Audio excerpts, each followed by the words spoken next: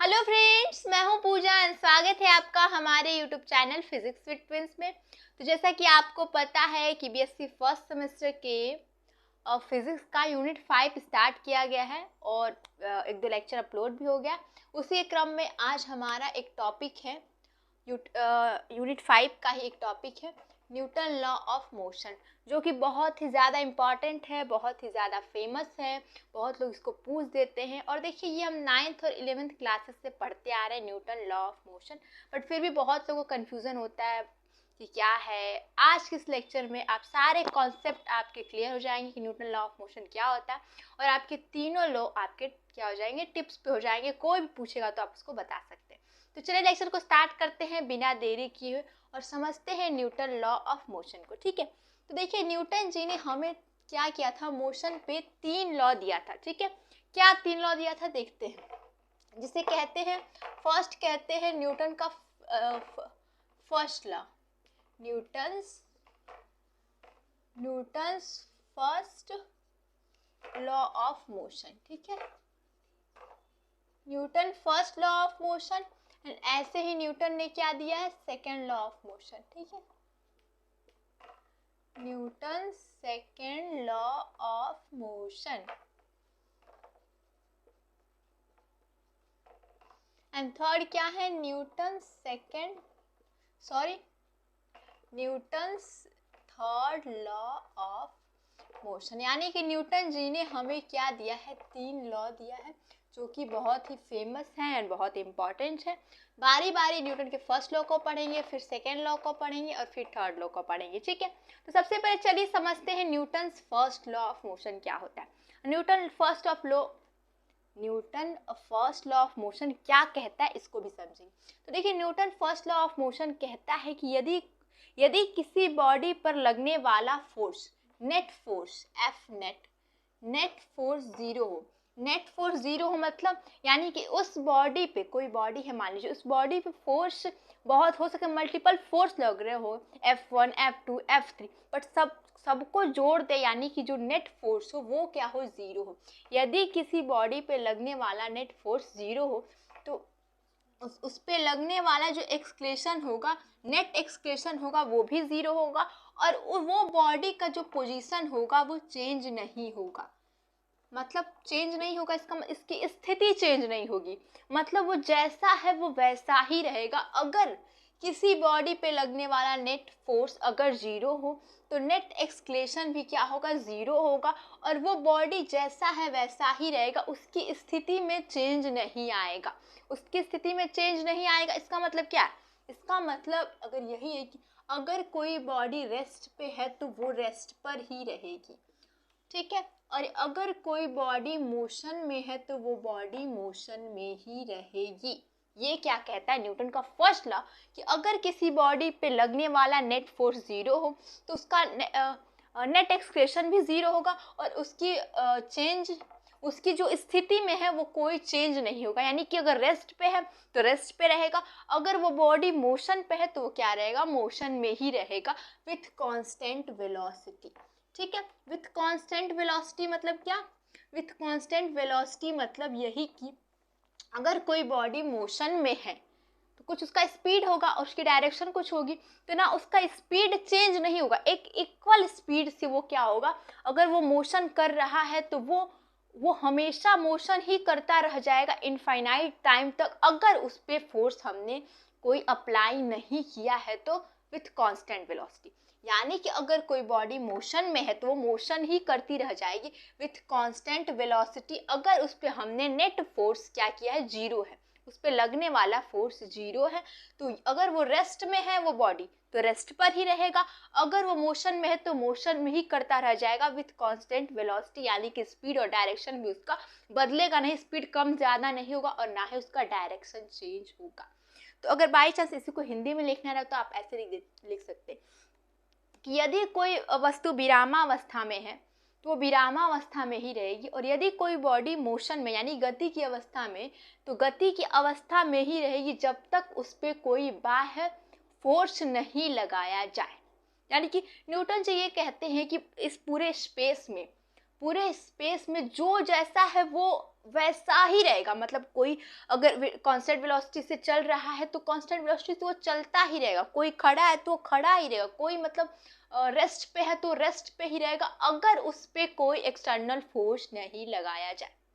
तो आप ऐसा सोच रहे हो कि अच्छा न्यूटन जी ऐसा कहते हैं, इसका मतलब मान लीजिए हम किसी बॉल को लें और उसको ग्राउंड पे क्या करें, गिरा दे, मतलब उसको लुढ़का दे, तो मतलब क्या होना चाहिए, अगर मान लीजिए वो कांस्टेंट वेलोसिटी से जाने लगे तो क्या होगा, वो इनफाइनाइट टाइम तक उसको तो चलते ही रहना चाहिए, उसको आगे बढ़ते ही रह जाना चाहिए। बट हमने क्या देखा, हमने देखा है कि कोई बॉल जाता है तो वो लुढ़कते लुढ़कते लुढ़कते एक टाइम के बाद क्या हो जाता है, वो रुक जाता है। तो क्यों, आप तो कहेंगे यहाँ पे तो न्यूटन का लॉ फेल हो गया, क्योंकि न्यूटन ने कहा कि स्पेस में जो भी चीज जैसा है वो वैसा ही रहेगा जब तक कि उस पर फोर्स नहीं लगाया जाए।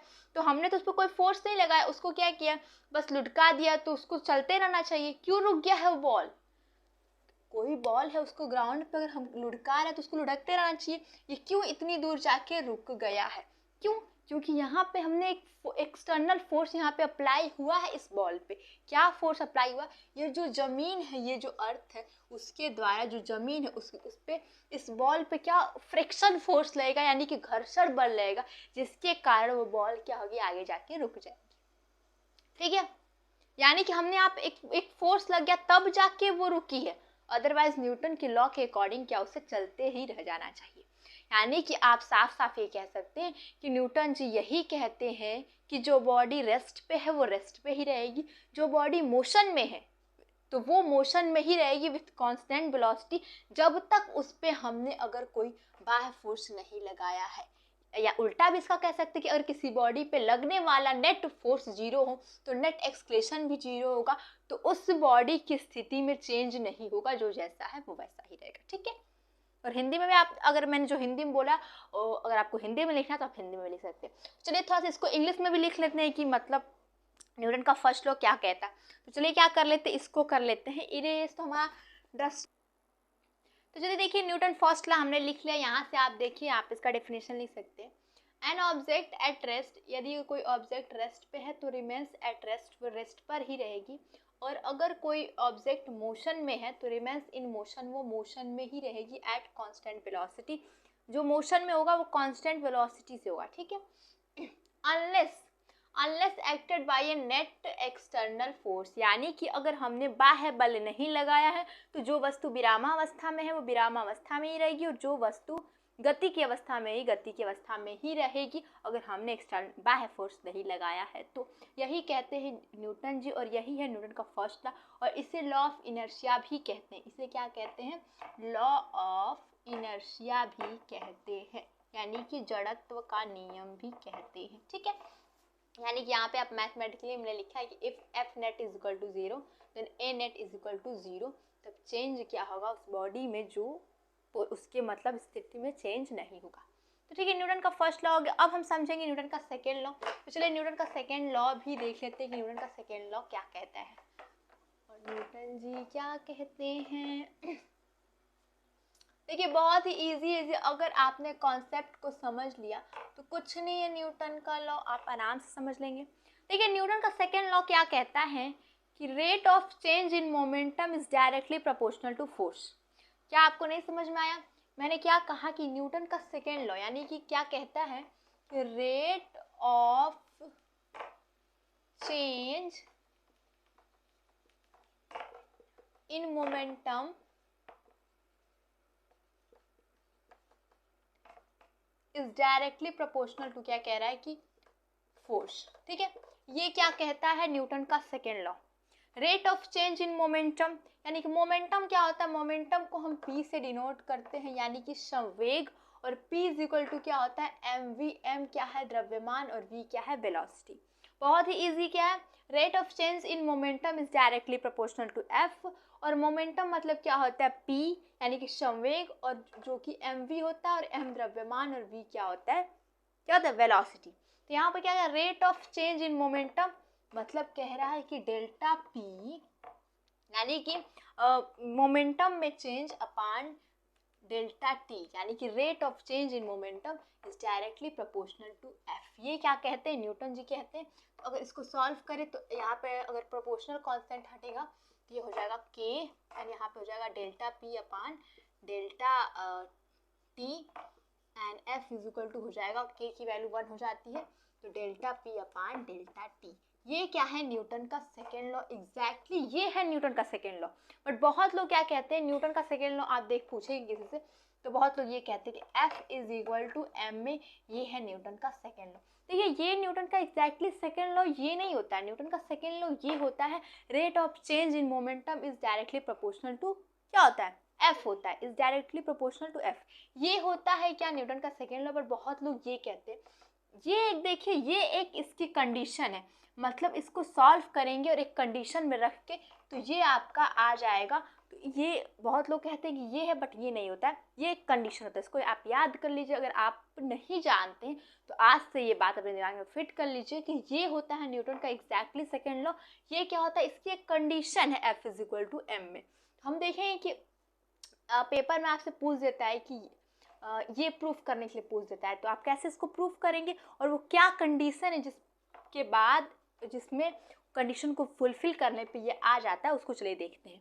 यानी कि इससे हमें क्या करना है ये लाना है और उस कंडीशन को भी देखना है कि किस कंडीशन में आता है। ठीक है तो सबसे पहले क्या करेंगे, सबसे पहले हम क्या करते हैं चलिए लाते हैं F is equal to M में लाते हैं न्यूटन के सेकेंड लॉ के अनुसार। यानी क्या क्या कहा न्यूटन ने rate of change in momentum is directly proportional to F. यानी कि हमारा लास्ट में आया था क्या F is equal to delta P upon delta T आया था। ठीक है अब हमें क्या निकालना है, सबसे पहले डेल्टा पी की वैल्यू निकालनी है, यानी कि क्या निकालना है मोमेंटम में चेंज निकालना है। ठीक है तो सबसे पहले क्या करते हैं एक कंडीशन मानते हैं कि मान लीजिए ये यहाँ पे मान लीजिए एक कोई हमारा मान लीजिए मास है, ठीक है एम है, ठीक है और ये क्या कर रही यू वेलोसिटी से क्या कर रहा है ये आगे बढ़ रहा है। ठीक है और थोड़े समय बाद मान लीजिए डेल्टा टी समय बाद ये क्या करता है यहाँ पे पहुँचता है एम वेलोसिटी जो एम मास का द्रव्यमान है यहाँ पहुँचता है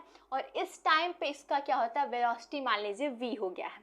तो अगर आपसे कोई कहे कि यहाँ पे इसका मोमेंटम क्या है यानी कि कह सकते हैं कि p इनर्शियल क्या है यानी कि स्टार्टिंग में क्या है हो जाएगा mv। हमने क्या कहा p is equal to m और p फाइनल क्या है p फाइनल हो गया सॉरी यहाँ पे mu रहेगा क्यों u वेलोसिटी है। ठीक है और यहाँ हो जाएगा mv। हमने कैसे निकाला है हम जानते हैं कि मोमेंटम इज इक्वल टू क्या होता है द्रव्यमान इंटू क्या होता है वेलोसिटी यानी कि मास इंटू वेलोसिटी। यहाँ पे मास इसका m है और इसकी वेलोसिटी क्या है u है। यहाँ पे मास इसका m रहेगा और वेलोसिटी v हो जाएगा और यहाँ पे हमें क्या लिखना है चेंज इन मोमेंटम लिखना है यानी कि लिख सकते हैं p final minus p initial लिख देते हैं माइनस p फाइनल। ठीक है या चलिए इसमें से डालते हैं p final minus p inertial is equal to हो जाएगा mv माइनस mu। ठीक है तो यहाँ पे इसको क्या करेंगे पुट करेंगे यह हो जाएगा mv माइनस mu अपान हो जाएगा यहाँ पे डेल्टा टी और f यहाँ रहेगा। ठीक है m को क्या करेंगे हम कॉमन लेंगे। ठीक है m को क्या करेंगे कॉमन लेंगे तो m को कॉमन लेंगे तो हो जाएगा v माइनस u अपान हो जाएगा डेल्टा t हो जाएगा और यहाँ पे f इज इक्वल टू क्या है f इज इक्वल टू हो जाएगा m। और देखिए यहाँ पे क्या है देखिए यहाँ पे क्या है कि ये इसको ऐसे लिख देते हैं v माइनस u अपान डेल्टा t लिख देते हैं। ठीक है और यहाँ पे आगे इसको लिखते हैं। ठीक है ये भी सही है। ठीक है m और ये क्या है देखिए v माइनस यू ये क्या है यहाँ पे चेंज इन वेलोसिटी है। ठीक है और ये क्या है टाइम है। अब जानते हैं कि change in velocity upon time क्या होता है एक्सक्रेशन हो जाएगा तो यहाँ पे हो जाएगा a और यहाँ हो जाएगा f। तो हमने यहाँ पे ला दिया f is equal to m में। आप सोच रहे हो कि मैम ने कहा कि यहाँ पे एक कंडीशन पे ही आएगा f is equal to m में बट यहाँ पे तो हमने नॉर्मल कंडीशन रखा और f is equal to m में ला दिया है।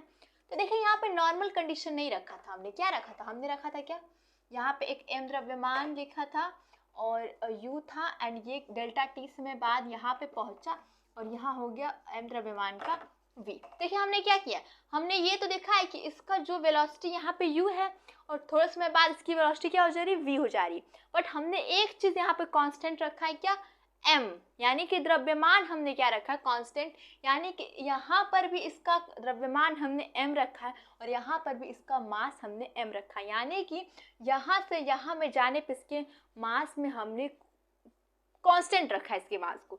आप सोच रहे हैं कि मास तो कांस्टेंट ही होता है, बट देखिए इस बात को अगर नहीं जानते तो आज से जान लीजिए कि देखिए जब भी कोई बॉडी रेस्ट पे होती है तो उसका मास थोड़ा कम होता है और जब वो बॉडी अगर मोशन करती है थोड़ा सा उसका मास बढ़ जाता है, ठीक है, यानी कि मास भी बदलता है।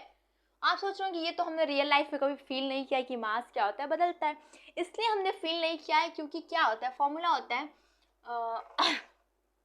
कब आप फील कर पाएंगे, जब जो स्पीड है वो लाइट की स्पीड के इक्वल होगा या उसके नियर होगा, तब जाके आप फील कर पाएंगे कि मास में थोड़ी सी बढ़ोतरी हो जाएगी अगर बॉडी मोशन पे हो और बॉडी रेस्ट पे हो। यानी कि फॉर्मूला क्या होता है, फॉर्मूला होता है m इज इक्वल टू, ये क्या है, मोशन का है, ये m नॉट क्या होता है, एट रेस्ट होता है, अपान 1 माइनस क्या होता है, 1 माइनस होता है v स्क्वायर अपान क्या होता है c स्क्वायर। c क्या है, लाइट की स्पीड, v क्या है, उस बॉडी यानी कि m का क्या है, स्पीड होता है। ये फॉर्मूला आपने अक्सर बुक में देखा होगा और हम लोग को समझ में नहीं आता है कि ये क्या दे दिया हुआ, ये कौन सा फॉर्मूला है, तो मैं बता देती हूँ कि ये क्या होता है, ये जो मास होता है ये होता है मोशन पे और ये होता है रेस्ट पे मास, ठीक है। थोड़ा सा मोशन पे जो मास थोड़ा सा अधिक होता है, कैसे अधिक होता है, जैसे आप क्या करते हैं, आपको क्यों नहीं फील होता है, जब आप मोशन करते हैं तो आपको मास थोड़ा सा अधिक फील क्यों नहीं होता है, क्योंकि आप जानते हैं कि लाइट की स्पीड क्या होती है, 10⁸ होती है, और मान के चलिए कि आप 100 किलोमीटर पर सेकेंड, जो कि बहुत ज़्यादा है, मतलब 1 सेकेंड में 100 किलोमीटर चलना जो कि बहुत ज़्यादा है, फिर भी आप उसको मान के चलेंगे कि उतना आप स्पीड से चल रहे हैं, यानी कह सकते कि आप 10⁻² है, ठीक है, 10⁻²। तो अगर यहाँ पे आप रखते हैं तो हो जाएगा m0 अपान √1 माइनस 10⁻² है एंड अपान इधर 10⁸ है। देखिए यहाँ नीचे वैल्यू बहुत ज़्यादा है, ऊपर के रिस्पेक्ट में नीचे वैल्यू बहुत ज़्यादा है, ठीक है। तो अब जब आप इसको सॉल्व करेंगे तो वैल्यू 1 से बहुत कम आएगी, बहुत ही ज़्यादा कम वैल्यू आएगी, यानी कि 1 में से हम बहुत कम वैल्यू को अगर यहाँ माइनस करेंगे तो 1 ही हो जाएगा, यानी कि m0 अपान √1 हो जाएगा, जिसकी वैल्यू हो जाएगी m0, यानी कि m is equal to m0 हो जा रहा है किस कंडीशन में, जब स्पीड अभी 100 किलोमीटर पर सेकेंड है तो, ठीक है। और यहाँ पे कब आपको फील होगा कि थोड़ा सा मास इंक्रीज हो जाएगा, कब फील होगा, जब इसके 10⁸ के आपके थोड़ा बहुत इक्वल होगा वेलोसिटी, यानी कि वेलोसिटी बहुत ज़्यादा होगा, तब वहाँ पे मास थोड़ा सा इंक्रीज, हमें मास थोड़ा सा ज़्यादा फील होगा, ठीक है। वैसे मास अभी भी बढ़ता है, मतलब यहाँ इस कंडीशन में भी थोड़ा सा बढ़ेगा, बट वो चीज़ हमें फील नहीं होगा। तो देखिए इन सब सारे कॉन्सेप्ट का समझाने का मतलब मेरा यही था कि आप सोचोगे मास कांस्टेंट रहता है, नहीं थोड़ा सा मास बढ़ता है, तो जो ये कंडीशन है, ये जो कंडीशन ने F = m में लाया है, वो किस कंडीशन पे लाया है, वो इस कंडीशन पे लाया है कि मास हमारा जब कांस्टेंट हो, ठीक है, जो कि न्यूटन ने ये नहीं बताया था कि मास कांस्टेंट हो, न्यूटन ने सिर्फ ये जो सेकेंड लॉ ये बताया है, rate of change in momentum is directly proportional to F, directly proportional to force, ठीक है। न्यूटन जी ने न्यूटन जी ने क्या फॉर्मूला बताया है और हमने क्या एक कंडीशन में रख के इसको ला दिया, इसलिए अगर कोई पूछे तो आप ये नहीं बताएंगे एग्जैक्टली न्यूटन का सेकेंड लॉ ये नहीं होता है, अगर मास कांस्टेंट नहीं है तो ये फॉर्मूला नहीं एग्जिस्ट करेगा, ठीक है। आपको होप आपको समझ में आ गया हो कि मैं कहना क्या चाहती हूँ और न्यूटन का सेकेंड लॉ क्या है। तो आज के बाद कोई पूछेगा न्यूटन का सेकेंड लॉ, फटाक से ये चीज़ नहीं बताना है हमें, ये बताना है क्या, F = ΔP/ΔT, यानी क्या कह सकते हैं, rate of change in velocity momentum is directly proportional to F। तो क्या हम करते हैं, इस बात को भी लिख लेते हैं, क्योंकि लिखते चलते क्या होता है, ऐसा लगता है कि कुछ पढ़ रहे हैं, कुछ पढ़ाई कर रहे हैं, ऐसा लगता है कि जैसे कि एक कथा सुन के हम चले गए, ठीक है। और आप लिखते रहते तो आपको फील होता है कि हम कुछ स्टडी कर रहे हैं। तो क्या है, न्यूटन जी कहते हैं, तो क्या कहते हैं तो क्या हमने पढ़ा, the rate of change of momentum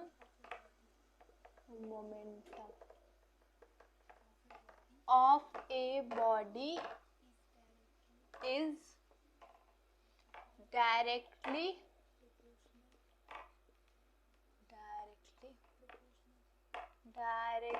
proportional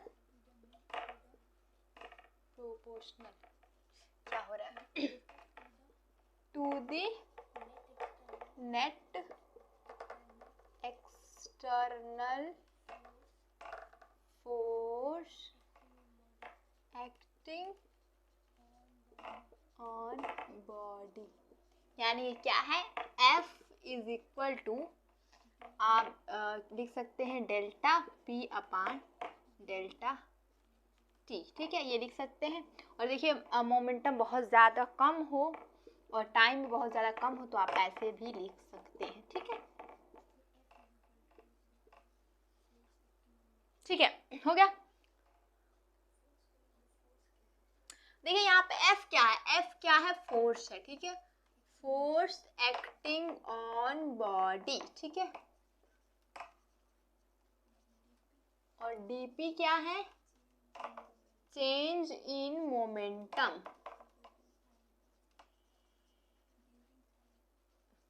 during time, ठीक है, टाइम dt, ठीक है।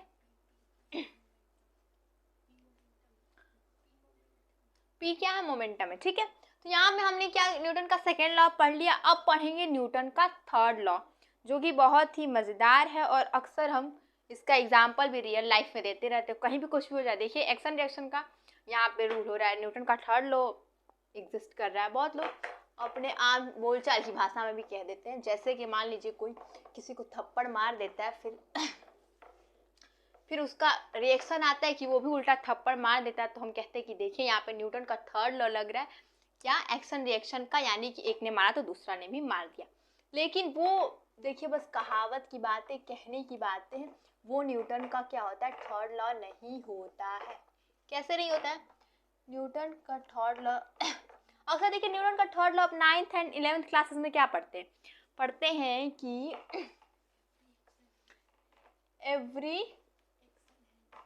every action has equal and opposite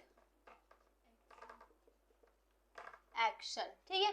क्या पढ़ते हैं हम, ये पढ़ते हैं कोई भी एक्शन होता है, मान लीजिए कोई किसी को थप्पड़ मारा, तो फिर उसका इक्वल एंड अपोजिट क्या होता है, यहाँ पे हो जाएगा रिएक्शन हो जाएगा, ठीक है, ठीक है। आप कहेंगे कि रिएक्शन होता है। बहुत लोग एग्जाम्पल देते हैं कि किसी को एक थप्पड़ मार दो, फिर दूसरा भी तुम्हें एक थप्पड़ मार दिया, तो उससे कहेंगे कि ये न्यूटन का थर्ड लॉ। बट न्यूटन का थर्ड लॉ ये नहीं कहता है। न्यूटन का थर्ड लॉ ये कहता है कि अगर आप किसी को एक थप्पड़ मार रहे हैं, यानी कि आप किसी का हाथ किसी के गाल पे जा रहा है, यानी कि ये हाथ जितना इस चिक पे, जितना इस गाल पे फोर्स लगा रहा है, गाल भी उतना ही इस हाथ पे फोर्स लगाएगा, उसे कहते हैं एक्शन रिएक्शन। या आप मान लीजिए कोई ब्रेंच है, उस पर आप एक कैसे मुक्का मारेंगे, फिर आपको भी जो चोट लगती है, जो उधर से आपको भी फोर्स फील होता है, वो होता है एक्शन रिएक्शन। ये नहीं होता है कि आपको किसी ने चाटा मारे तो फिर जाके आप भी चाटा मार दो तो एक्शन रिएक्शन हो गया, ये चीज़ नहीं होता है, ठीक है। यानी कि अगर, ठीक है, मान लीजिए, ठीक है, एक कंडीशन आपको मैं दे रही हूँ कि मान लीजिए एक ये क्या सरफेस है और मान लीजिए यहाँ पे एक मास रखा हुआ है, ठीक है, मास रखा हुआ है m का, ठीक है, m द्रव्यमान का यहाँ पे मास रखा हुआ है। देखिए यहाँ पे ये क्या हुआ है, रुका हुआ है। रुका हुआ मतलब है, तो इसका मतलब ये है कि इस पे मान लीजिए ऊपर की ओर कोई n नॉर्मल फोर्स लग रहा है और नीचे की ओर मान लीजिए mg फोर्स लग रहा है, और यहीं पे ये रुका हुआ है। इसका मतलब क्या है, n is equal to mg है, ठीक है। यहाँ पे कंडीशन यही है, क्योंकि ये रेस्ट में है, यहाँ पे ये है, इसका मतलब क्या है कि ऊपर जितना फोर्स लग रहा है नीचे भी उतना ही फोर्स लग रहा है, तभी जाके ये यहाँ पे रुका हुआ है, यानी कि n is equal to mg है। तो यहाँ पे देखिए इक्वल है एंड अपोजिट है, तो इसको क्या आप कह सकेंगे कि ये एक्शन रिएक्शन फोर्स है। यहाँ पे न्यूटन का थर्ड लॉ है, ठीक है, आप कह सकते हैं? बिल्कुल नहीं कहेंगे, क्योंकि हमने क्या कहा है कि न्यूटन का थर्ड लॉ यानी कि एक्शन रिएक्शन का रूल क्या होता है। एक्शन रिएक्शन का रूल सिर्फ इतना ही नहीं होता है कि every action has equal and opposite, बस इक्वल और अपोजिट नहीं होना चाहिए, एक और चीज़ होना चाहिए कि ये एक ही बॉडी पे लगना चाहिए, सॉरी डिफरेंट बॉडी पे लगना चाहिए। जैसे मैंने एग्जांपल हाथ वाला बताया था आपको कि क्या मान लीजिए किसी को चाटा मारेंगे तो ये जो मेरा हाथ है वो किसी के चिक पे फोर्स लगा रहा है और चिक भी इस पे फोर्स लगाएगा, यानी कि ये इस पे फोर्स और ये इस पे फोर्स, यानी कि फोर्स अलग अलग बॉडी पे लग रहा है। और यहाँ पे कंडीशन क्या है, यहाँ पे कंडीशन है कि सिर्फ एम पर ही एन भी फोर्स लग रहा है और एम पर ही एम जी फोर्स लग रहा है। तो यहाँ पे एन इज इक्वल टू अगर एम जी है भी, फिर भी यहाँ पे एक्शन रिएक्शन का फोर्स नहीं है, ठीक है। और यहाँ पे न्यूटन का थर्ड लॉ नहीं है, न्यूटन का थर्ड लॉ उसमें है जब आपका एक ही बॉडी पे, सॉरी डिफरेंट डिफरेंट बॉडी पे फोर्स लग रहा और फोर्स एक ही नेचर का होना चाहिए। यहाँ पे देखिए, यहाँ नॉर्मल लग रहा है, यहाँ पे mg लग रहा है, यहाँ पे एक ही नेचर का दोनों फोर्स नहीं है। यानी कि न्यूटन के थर्ड लॉ में जो एक दो चीज़ें और है, एक दो चीज़ें कंडीशन है क्या, कि पहले तो एक डिफरेंट डिफरेंट बॉडी पे फोर्स लगना चाहिए, जो फोर्स है वो सेम नेचर का होना चाहिए, ठीक है। और थर्ड क्या है, वो पेयर में होना चाहिए, ठीक है। और दुनिया में देखिए किसी भी चीज़ पे आप फोर्स लगाते हैं, यहाँ जहाँ भी कोई भी फोर्स लगता है उसके इक्वल एंड अपोजिट जस्ट उसी टाइम फिर उस पर भी फोर्स लगता है। जैसे कि आप मान लीजिए आप कुछ न्यूटन से फोर्स लगा के आप किसी बॉल को फेंक रहे हैं, ठीक है। तो आप सोच रहे हैं कि न्यूटन के थर्ड लॉ के अनुसार बॉल को भी हम पे फोर्स लगाना चाहिए और हम भी फेंका जाना चाहिए, ऐसा आप सोच रहे होंगे। क्योंकि न्यूटन का थर्ड लॉ क्या कहता है कि कोई भी दुनिया में फोर्स होता है, तो अगर फोर्स कोई भी दुनिया में अगर फोर्स कहीं लग रहा है तो उसके इक्वल एंड अपोजिट फोर्स आप पर भी लगेगा, ठीक है। तो ये सोच रहे हैं कि सच बॉल वाला कैसे हो सकता है, बॉल को हम फेंकते हैं कहीं ज़मीन पे फेंकते हैं फोर्स लगा के, मान लीजिए आप 200 न्यूटन का फोर्स लगा के किसी बॉल को फेंक रहे हैं, तो वो बॉल के द्वारा भी आप पे 200 न्यूटन का फोर्स लगता है, न्यूटन के थर्ड लॉ के अनुसार लगता है। तब तो आप सोच रहे हैं कि क्यों बॉल फेंका जाता है और हम लोग वहीं के वहीं रह जाते हैं। ऐसा क्यों इसलिए होता है क्योंकि जो बॉल होता है बहुत हल्का होता है, इसलिए उस पर फोर्स लग जाता है, और बॉल हम पे 200 न्यूटन का उतना ही फोर्स, अपोजिट फोर्स उतना ही लगाता है 200 न्यूटन का, लेकिन हम अपनी जगह से हिलते नहीं। क्यों? क्योंकि हमारा द्रव्यमान बॉल की रिस्पेक्ट में बहुत ज़्यादा होता है, इसलिए हम पे इफेक्ट नहीं पड़ता और हम वहीं के वहीं रह जाते हैं। यानी कि ये चीज़ एग्जिस्ट करती है कि आप किसी भी फोर्स लगाएंगे तो इक्वल एंड अपोजिट आप पे भी वो फोर्स क्या होगा, लगेगा, ठीक है। यानी कह सकते हैं, अगर मान लीजिए कोई बॉडी है, ठीक है, कोई ए बॉडी है, वो बी पर क्या कर रही है, फोर्स लगा रही है। मान लीजिए कोई ए बॉडी है, वो बी पर फोर्स लगा रही है, मान लीजिए एफ ए बी, ठीक है। तो ये बी बॉडी पर भी बी ए पर उतना ही फोर्स लगाएगी, यानी कि एफ बी ए ही लगाएगी, ये दोनों इक्वल होगा, बट इसका डायरेक्शन चेंज है, यानी कि हम माइनस हो जाएगा। ये है न्यूटन का थर्ड लॉ, ठीक है। होप आपको समझ में आ गया न्यूटन का थर्ड लॉ क्या होता है। एक्शन रिएक्शन का कॉन्सेप्ट भी समझ में आ गया होगा कि एक्शन रिएक्शन में 3 कंडीशन होना चाहिए। एक्शन रिएक्शन न्यूटन के थर्ड लॉ में क्या होना चाहिए, फर्स्ट ऑफ ऑल होना चाहिए कि वो जो है डिफरेंट बॉडी पे फोर्स लगना चाहिए, एंड सेकंड क्या है कि उस सेम नेचर का होना चाहिए, एंड थर्ड क्या होना चाहिए, वो जो फोर्स है वो पेयर में होना चाहिए। तो एक काम करते हैं, इस चीज़ को हम क्या करते हैं, न्यूटन के थर्ड लॉ को लिख लेते हैं, ठीक है। तो चलिए लिखना स्टार्ट करते हैं। To every action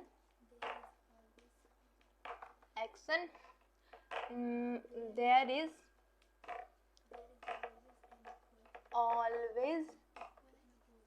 always equal and opposite reaction, but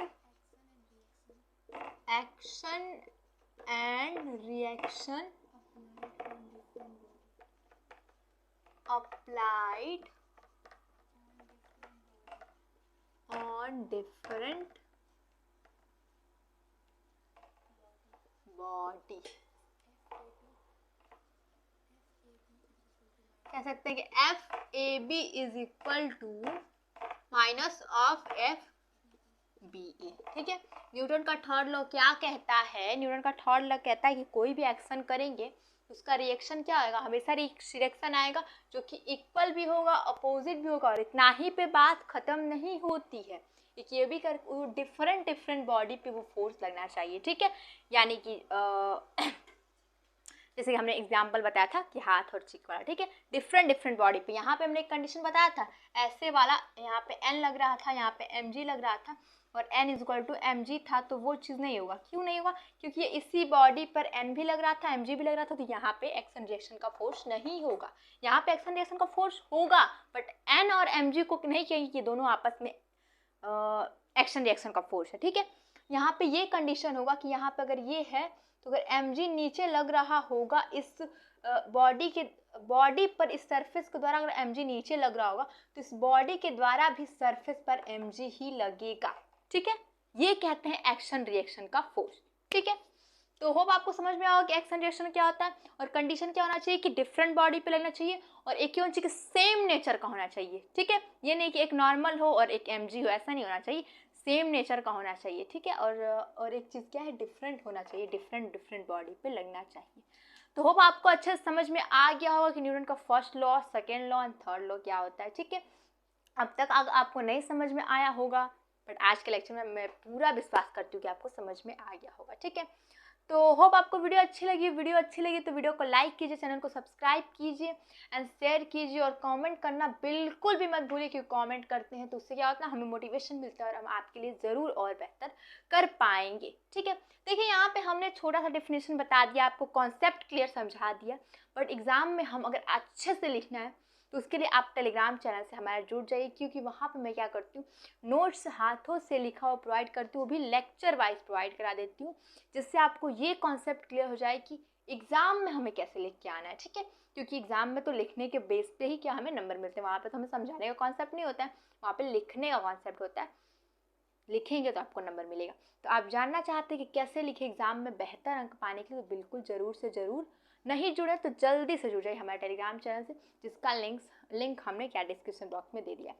thank you, मिलेंगे नेक्स्ट वीडियो में और नेक्स्ट टॉपिक के साथ, और ऐसे ही मस्ती से पढ़ेंगे। तो चलिए, खुश रहिए, अपने मम्मी पापा को खुश करिए, अपने मम्मी पापा को प्राउड फील कराइए, और आप भी खुश रहिए, थोड़ी सी ज़िंदगी मिली है।